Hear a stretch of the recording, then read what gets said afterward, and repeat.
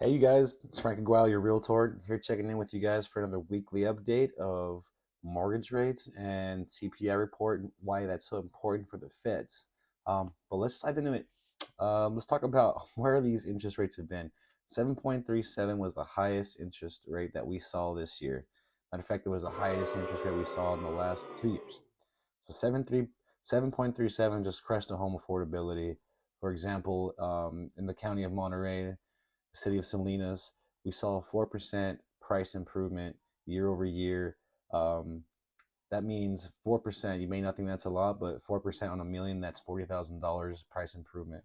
But at 7.37, it dropped in November.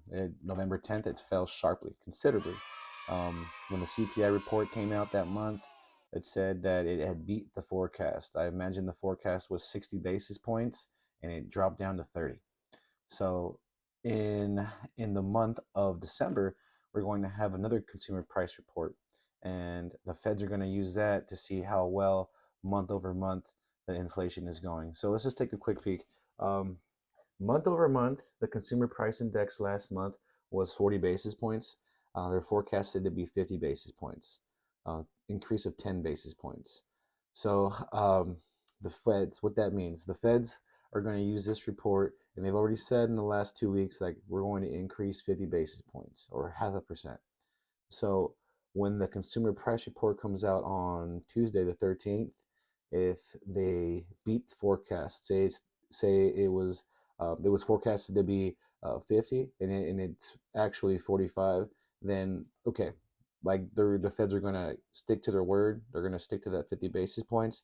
If, for example, it increases, it somehow surpasses the forecasted amount. Say it was forecasted to be 50 and it's actually like 70, the rates will go up more than the 50 basis points because the Feds need to do something to battle the So inflation. the $1 million question, we've seen in the last 2 weeks interest rates steadily dropping. So forecasting where are they going to go? Where are they going to go? So it's a big TBD to be determined. What I'm going to do for you guys is keep an eye on the consumer price index when that report comes out next week, and when it does, we'll see the change in interest. But for now, I think that's about it. I don't want to give you guys too much information of lectures and stuff like that. So I'll leave it like that. I'll leave it up to suggestions. Comment below where you think it's gonna go, if the interest rates are gonna go up or down. But other than that, you guys have a great weekend. Stay safe. I'll see you next week.